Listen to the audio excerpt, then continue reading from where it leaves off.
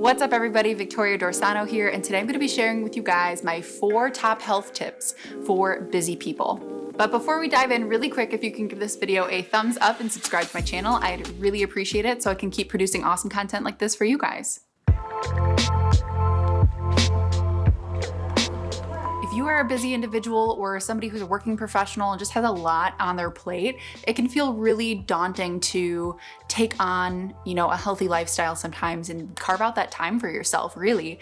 There can be so much nowadays that's put on us as professionals to, have a really successful professional career, to have a successful life at home, a family life, to be able to balance social relationships and all these things, that it sometimes feels really hard to make ourselves a priority and take care of ourselves. And here's the thing, it doesn't have to be super hard to do.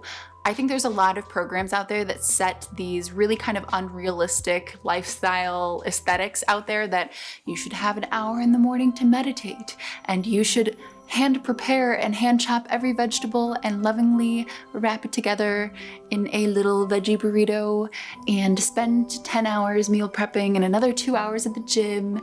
And then, you know what I'm saying? Like, there's this kind of aesthetic ideal of what a healthy lifestyle looks like, and that's just not realistic if you're a busy working professional and you have a billion balls in the air that you're trying to juggle. As a health coach who works with professionals who are really busy and have packed schedules, I'm a big fan of making these things small, sustainable, but packing a big punch. So whatever we work on in terms of, health and lifestyle tips, that they are small, actionable items that can make a big impact in the long run. So today I'm going to run through my top 4 health tips for busy professionals, and here we go. Tip number 1 is time blocking. And if you are not familiar with time blocking, I will drop a link down below that's going to go a lot more in depth, and I might make a separate video just on time blocking because this has literally saved my life, my schedule, my balance, my sanity, so many things. And shout out to my coach, Jennifer Reyes, for teaching me this because it has been an absolute game changer for me, like life changer, game changer, and I'm so grateful for learning this skill. Okay, so what is time blocking?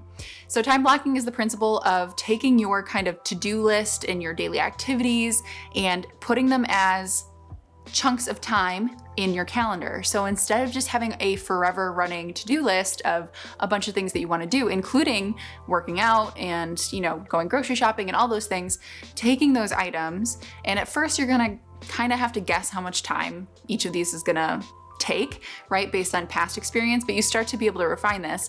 You take them and you put them into your calendar as if they're appointments with yourself. That way you actually have that time blocked out in your calendar to get that thing done.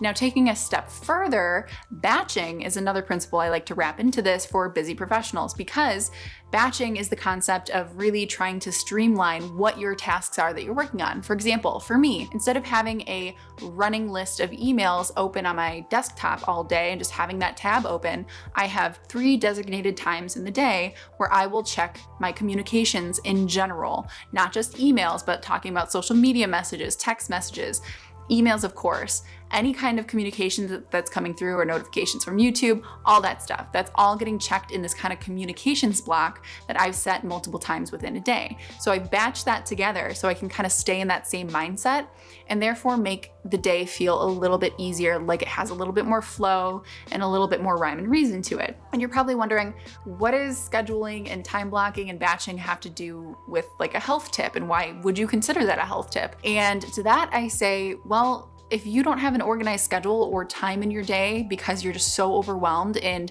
pinging from thing to thing to thing to thing, or letting emails kind of dictate your schedule for you, or you're constantly just responding to other people instead of creating your schedule yourself, it's going to be really hard for you to set aside time to work out, to eat a healthy meal, to relax for a second, to take a deep breath. So all the things that kind of build a healthy routine, if you don't have time to do them in the first place because your schedule is kind of wacky, it's not gonna happen. So that's why I like to start there, is let's look at your calendar. Let's take a dive in and do some time blocking and batching. And like I said, there's a lot more finesse to it. And if you wanna know more, let me know, I'll make a video on it. But until then, I'm gonna put a link in the description where you can learn more about time blocking and batching. Second health tip I'm going to mention for busy professionals is just taking things one thing at a time. Taking your day, your calendar, your appointments, everything that you're doing, taking it one step at a time. Multitasking is a complete fallacy. It's not a great way to operate. We can't actually effectively multitask. It's been shown and proven. So why do we keep trying to say that that's a good skill? It's not.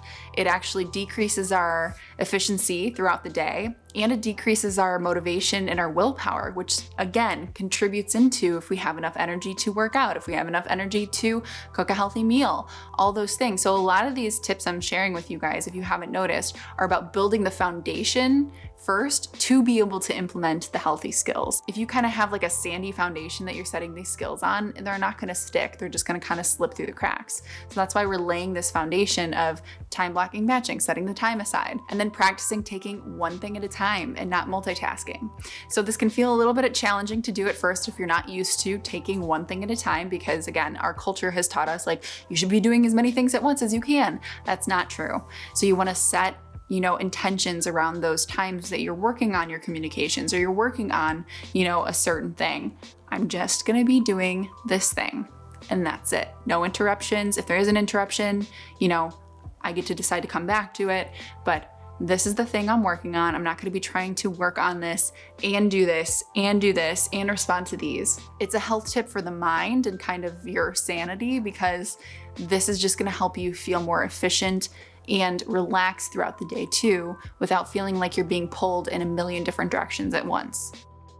My third health tip for busy people and professionals is trying to sneak in a workout at home or in the office. I think a lot of people get hung up on trying to get to the gym, and I understand how that can be like an environment thing too, right? Like you might have a family at home, kids running around, crazy stuff going on, and your office might not be ideally set up for working out. But I'm not talking about trying to get a 1 hour, lifting workout in.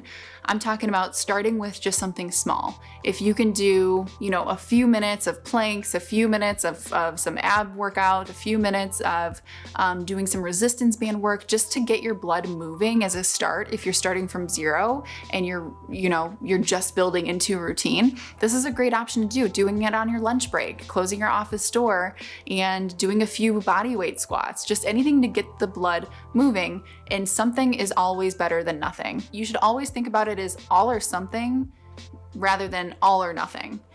Because a lot of people will say, what's the point of doing like 10 squats in the day? Well, there's a huge point to it. You're getting your blood moving, you're activating those muscles, you're making sure there's no muscular adhesion, so you're not going to be as stiff when you're getting up out of that chair later. There's a lot of benefits that come along with just a little bit of movement.